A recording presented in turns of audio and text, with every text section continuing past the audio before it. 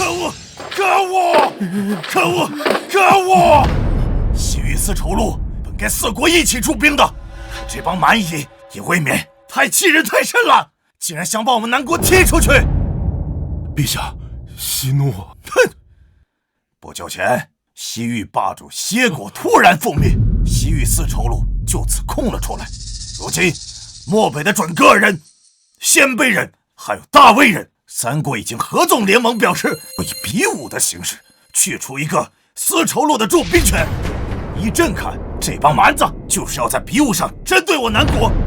众所周知，我南国是以文治安天下的，若是输掉了比武，失去了丝绸路的驻兵权，那我南国上路的咽喉就要被彻底掐断，我南国的国运就会倒退200年的。陛下，我南国虽然以文治天下，但也群英荟萃，未必不能赢下比武。陛下息怒，保住龙体要紧呢。哼，赢下比武，你们说得轻巧。朕的那些皇子什么德行，朕还不清楚吗？这么多皇子，哪有一个成器的？陛下，陛下，不好了，陛下！九皇子光青楼又被徐国公之女徐之雪发现了，如今正被徐之雪在大街上追着打呢。打死了吗？这启禀陛下，暂时还没被打死。还没被打死？什么时候打死了再告诉朕。这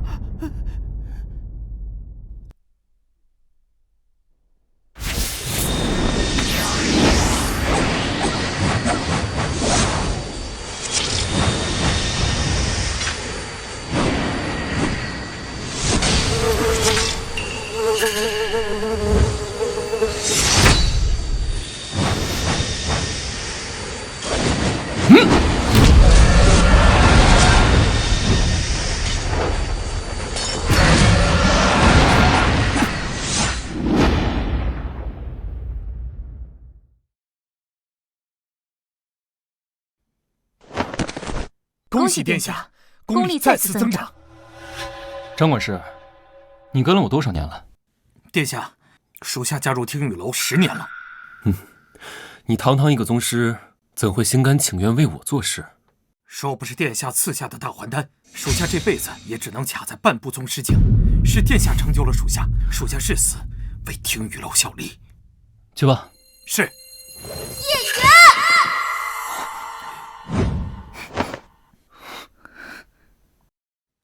许小姐，你不能进去！许小姐，你不能进去啊！滚开！许小姐，哎呀，许小姐，你不能进去啊！哎，许小姐，哎，许小姐，叶远。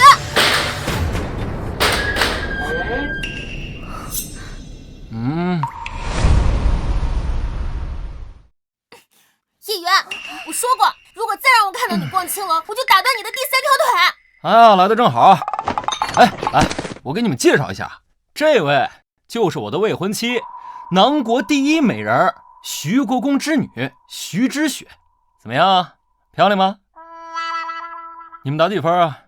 不愧是南国第1美人，哪怕奴家身为听雨楼第1花魁，与其相比也是略逊3分。那是，也不看是谁的未婚妻。哎呀，可惜了，这么漂亮的未婚妻，只能等到洞房花烛之时，才能尝一下滋味啊！叶璇，你找死！啊，你去哪儿？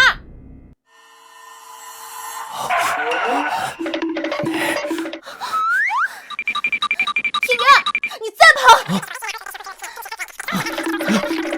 叶璇，你别跑！叶璇，你给我站住！今天非要打断你的第3条腿不可！陛下，陛下，云儿今天被徐之雪给打了，还在养伤，你不能饶了云儿休养啊！陛下，陛下！陛下，这边，这边，小美人，别跑啊！陛下，这边，这儿呢。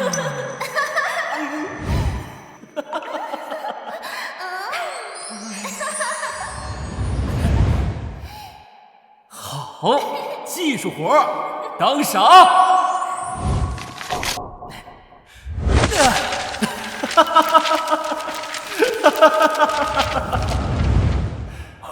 殿下，殿下，啊，殿下，九转大还丹马上就要练成了，真的？临到夜观天象，推断出最佳的出炉时机，最迟今晚子时，九转大还丹就能出炉了。好，练得身形似鹤行，千株松下两寒经。我来问道，无鱼说：云在清霄，水在平。道爷我要成仙，要成仙！好。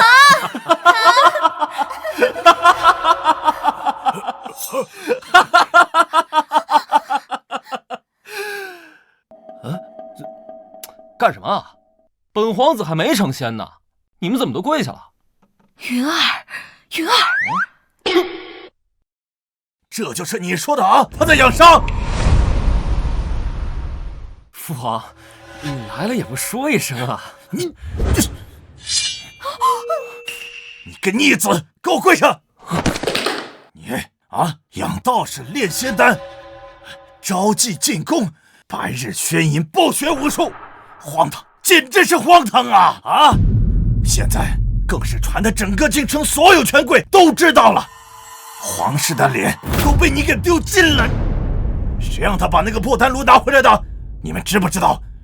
他为了练那个什么狗屁仙丹，几个月前失火烧了乾定殿。张玄，臣在。去把他那个破丹炉给朕砸了，看他还能不能练。是。哎，等等，父皇，你把我贬为庶民也好，发配边疆也好，唯独这炉子你不能动。朕就动了，怎么着？你若是动了，我就和你断绝父子关系。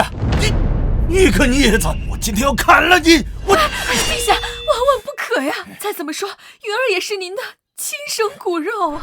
你看看啊，你看看你把他惯的，都快给他养废了。过几日就是诸国大比了，让他去，他能行吗？云儿的外公是开国功勋长国公，云儿的母后更是一国皇后，母仪天下。她的娘和外公死得早，她年幼时又因公务繁忙无暇照顾，整个后宫只有臣妾把她视若己出。我不疼她，谁疼她呀？长国公立下不世之功，难道还不能保他的孙子一生无忧吗？好啊，次次都是你的外公当你的保命符啊！若不是看在你外公的面子上，朕早就砍了你了。来人，把这个不孝子给朕赶出皇宫，把他赶到他那个破道观里住一辈子。从今往后，朕不想看到这个逆子，让他有多远滚多远。什么？父皇，你让我搬出宫去住进那道观里去？哼，没错。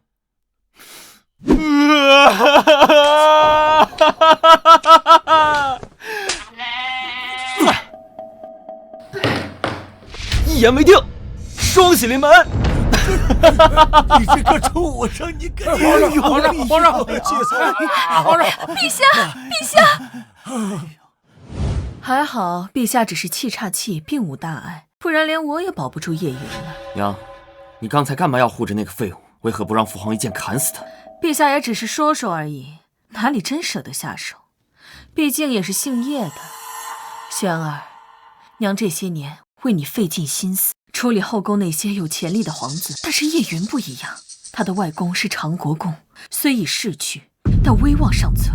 娘只有把他养废了，对你才没有威胁。轩儿，你只有成为陛下眼中最出色的皇子，这储君之位，自然而然就是你的。娘，我明白了。殿下，那我们现在接着奏乐，接着舞吗？你觉得本皇子还有心情吗？李道长留下，其他所有人，都滚！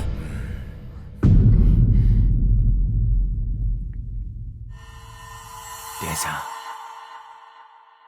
娘，外公，母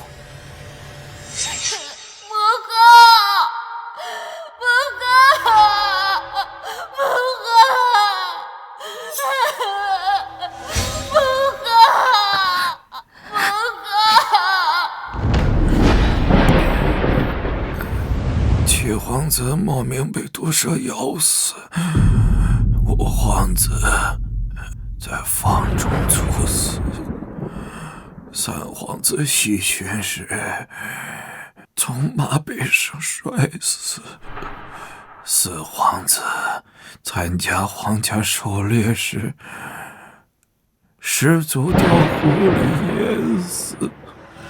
这些年里，9个皇子莫名其妙的就死了4个。外公害怕呀，怕你成为第5个。云儿，你天资聪颖，文武双全，可外公死后，再也没有人能护着你了。切记呀，从今往后，你万不可锋芒太盛，你要忍，要装，更要藏。只有这样，你才能在这深宫中活下去。听懂了吗？是，外公。这才是我的乖孙儿。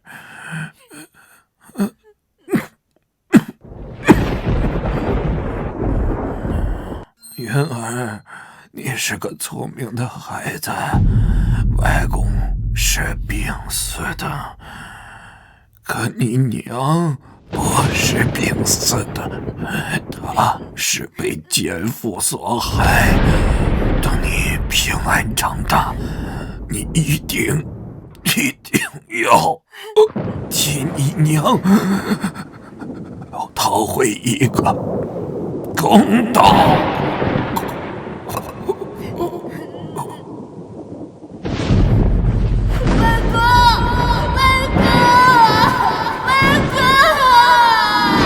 外公，我一定替娘讨回一个公道。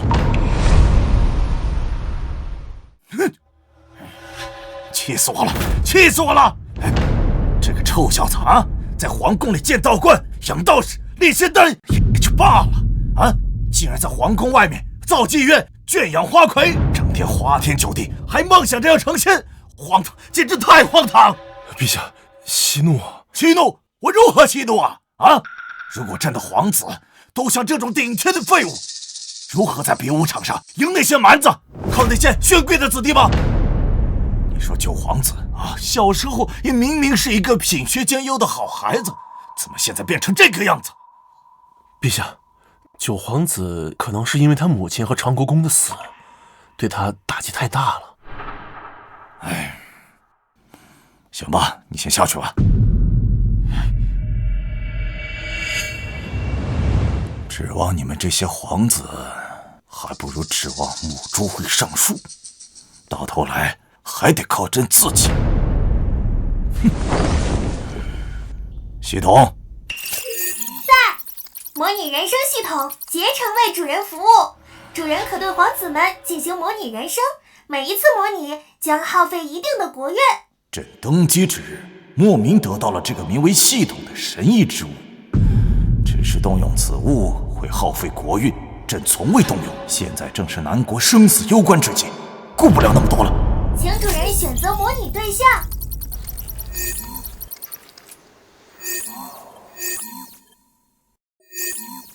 叶延之。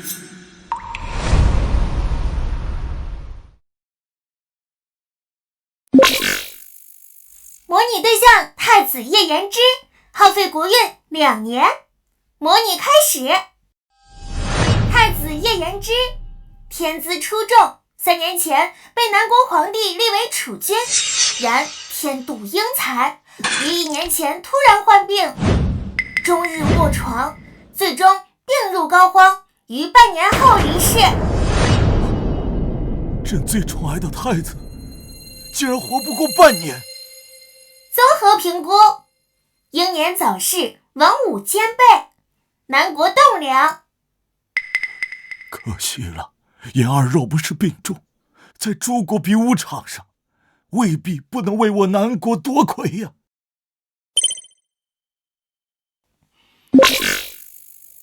模拟对象八皇子叶无忌，耗费国运1年3个月。叶无忌，南国第一剑痴，不喜斗争，一生醉心一剑。若干年后，成为南国赫赫有名的剑道高手。同辈中难逢对手，综合评估，剑痴，剑道天才。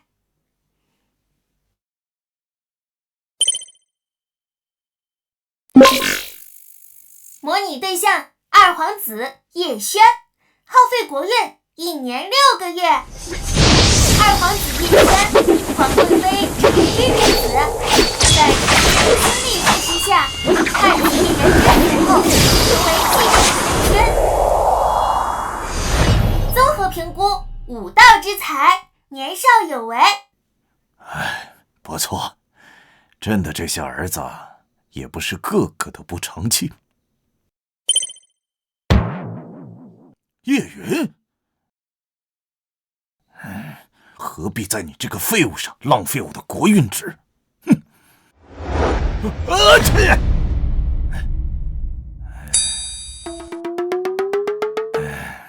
罢了，那就让朕看看你到底有多烂。九皇子叶元，耗费国运50年。这什么？模拟这个废物，耗费我50年的国运。模拟这个废物，耗费我50年的国运。他在干啥？他怎么会修炼呢？叶元，南国九皇子，其外公乃是南国开国功勋长国公，母亲乃是开国皇后吴素。叶元自小天资聪颖，文武双全，备受长国公与吴素的宠爱，亦被南国皇帝看好。然吴素遭人毒杀，长国公也在不久后病逝。长国公病逝前交代叶元，莫不可锋芒太露，要学会隐忍，避免与其他皇子一样遭到毒害。叶元谨听嘱咐，从此借着皇贵妃的庇护，装疯卖傻，暗中修行。5岁迈入了宗师境，8岁突破了万象境，18岁时单道与剑道便是南国第1人，纵横天下，世间无敌。10年后，南国遭到3国围攻，南国国门将破之际，叶元独自一人，一剑破甲，变1006，下令3国大军。在叶轩登基后，叶云跳脱朝堂，逍遥于江湖，并以仙丹不断续命，最终享年286岁，成为流传万世的传说。综合评估，南国第1剑仙，正统天师道丹圣，绝代天骄。这个纨绔居然是剑仙！不行，朕第一次动用这个所谓的系统，模拟的内容未必是真的，朕得好好验证一下。张玄，陛下，有何吩咐？你去试探一下九皇子。九皇子，陛下，前段时间九皇子被徐国公之女在大街上撵着打都没还手，我如何试探？差点忘了，这小子一直在藏拙。就算想试探，他要是不还手，还怎么试探？他不是对他那些炼丹的东西比我这个当爹的还要亲吗？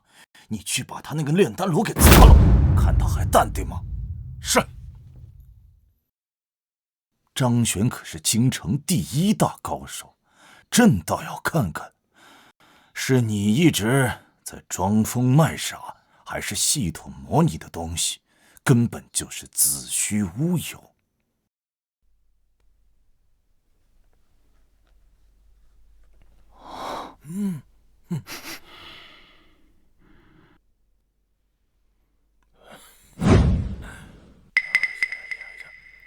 殿下，这批仙丹今晚子时就能出炉了。好，你先退下吧。九转大还丹至关重要，我要亲自盯着。是。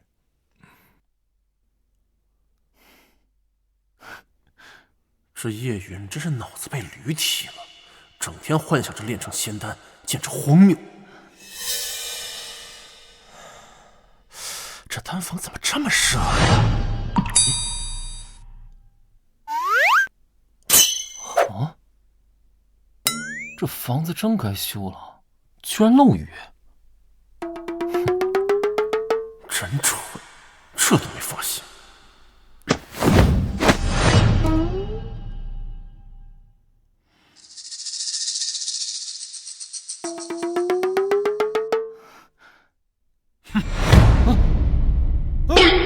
你是谁？好好饶命！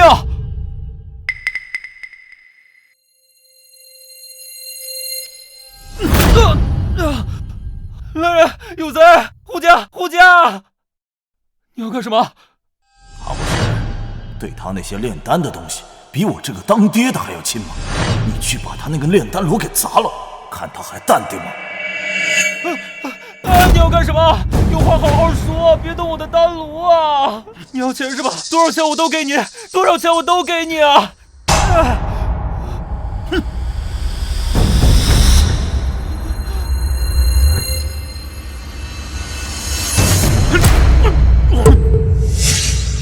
我说你怎么这么倔，非得动我丹炉啊？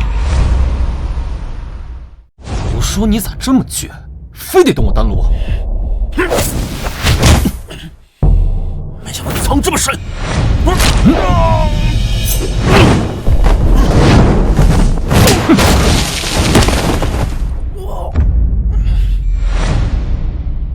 动我可以，动我的丹炉得死！参见陛下！啊！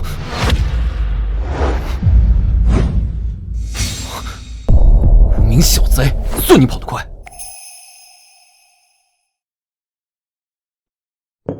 张玄怎么还没回来？陛下，南国有救了！南国有救了！张玄你可算回来了，怎样？结果如何？你干嘛捂着脸呢？这是谁把你打成这样的？陛下，是九皇子叶云啊！真的是他！陛下，臣和九皇子当时大战了300回合，不分伯仲。臣顾及九皇子的身份，也照顾九皇子的面子，怕伤了九皇子，所以臣一时大意。哎呀，你跟老九大战了300回合，也没那么多。哦，那是多少？1场。你呀，原来系统模拟的内容是真的。好，没想到年纪轻轻竟然打败了我南国第1大高手啊！朕的儿子中总算有一个成大器的。这个臭小子啊，一直在装疯卖傻，骗过了朕。3日后的比武，南国有望了，南国有望了呀！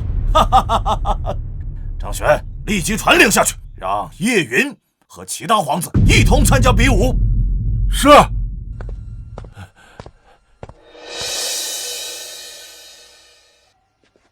娘，我们何必在这个废物身上浪费时间？2次3番就过来看望他。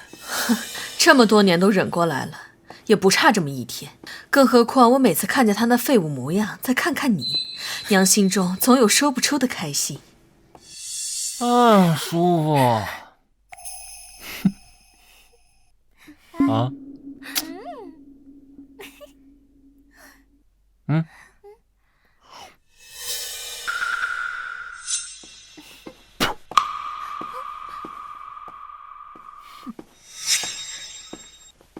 圣旨到。